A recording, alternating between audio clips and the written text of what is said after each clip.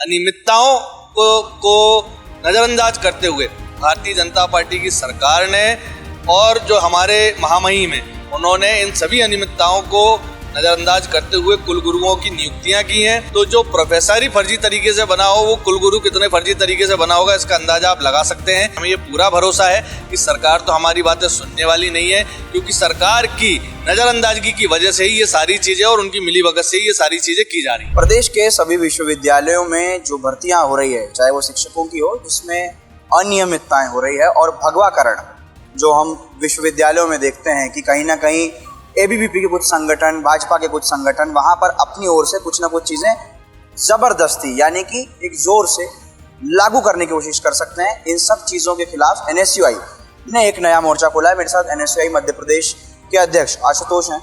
आशुतोष, क्या प्लानिंग चल रही है एनएसयूआई की ओर से और क्या मुद्दा है? ये कोई प्लानिंग नहीं है, एक्चुअली में मुद्दा बहुत गंभीर है। जिस प्रकार से विश्वविद्यालयों में पढ़ने वाले छात्रों के भविष्य के साथ खिलवाड़ किया जा रहा है, खिलवाड़ इस प्रकार से किया जा रहा है कि जो अयोग्य व्यक्तियां हैं उनको एक विश्वविद्यालय का कुलगुरु बनाया जा रहा है। लगातार जो है विश्वविद्यालयों का भगवाकरण करा जा रहा है। छात्रों के बीच में जानबूझकर एक विचारधारा, जो कट्टरपंथी विचारधारा है, जो हमारे देश के लिए बिल्कुल अच्छी नहीं है, युवाओं के लिए, छात्रों के लिए बिल्कुल सही नहीं है, उसको फैलाने के लिए जो है एक विचारधारा विशेष के पदाधिकारियों को जो है कुलपति नियुक्त किया जा रहा है, कुलगुरु नियुक्त किया जा रहा है।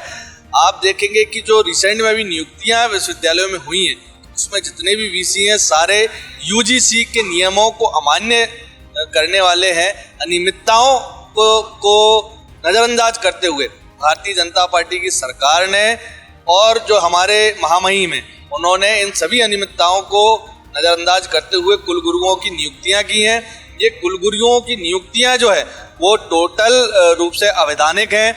यूजीसी के जो मानक होते हैं वो उसमें एक भी कुलगुरु ऐसा नहीं है जो यूजीसी के मानकों को पूर्ण करता हो। यूजीसी को लेटर लिखने का कोशिश की है। इसका उदाहरण है कि आरडीवीवी के जो कुलगुरु बनाए गए हैं डॉक्टर राजेश कुमार वर्मा, उनकी नियुक्ति जो है प्रोफेसर पद पे ही अवैधानिक है। तो जो प्रोफेसर ही फर्जी तरीके से बना हो वो कुलगुरु कितने फर्जी तरीके से बना होगा इसका अंदाजा आप लगा सकते हैं।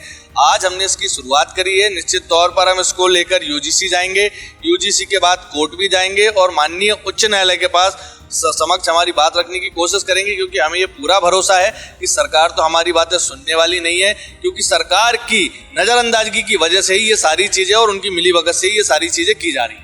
उन विश्वविद्यालयों में जो एनएसयूआई के संगठन है उनकी ओर से प्रदर्शन की कुछ तैयारियां चल रही है कि आप भी उसमें शामिल? निश्चित तौर पर अभी इसकी प्लानिंग की जा रही है। जबलपुर और सागर संभाग जो है, इन संभागों के जितने भी जिले इन संभाग में लगते हैं जहाँ इन विश्वविद्यालयों का प्रभाव है, इन विश्वविद्यालयों से एफिलिएटेड कॉलेज है, उन सभी जिलों में जो है एनएसयूआई प्रदर्शन करने वाली है। बहुत बहुत ये थे एनएसयूआई प्रदेश अध्यक्ष आशुतोष चौक से।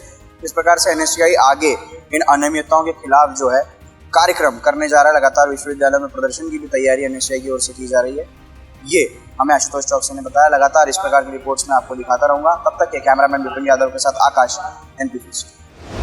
इस तरह की और वीडियो देखने के लिए हमारे YouTube चैनल को सब्सक्राइब करें और बेल आइकन को दबाना ना भूलें। यदि आप हमारा वीडियो Facebook पर देख रहे हैं तो पेज को लाइक और फॉलो जरूर करें। हमारे अन्य सोशल मीडिया पेजेस से भी जुड़ें।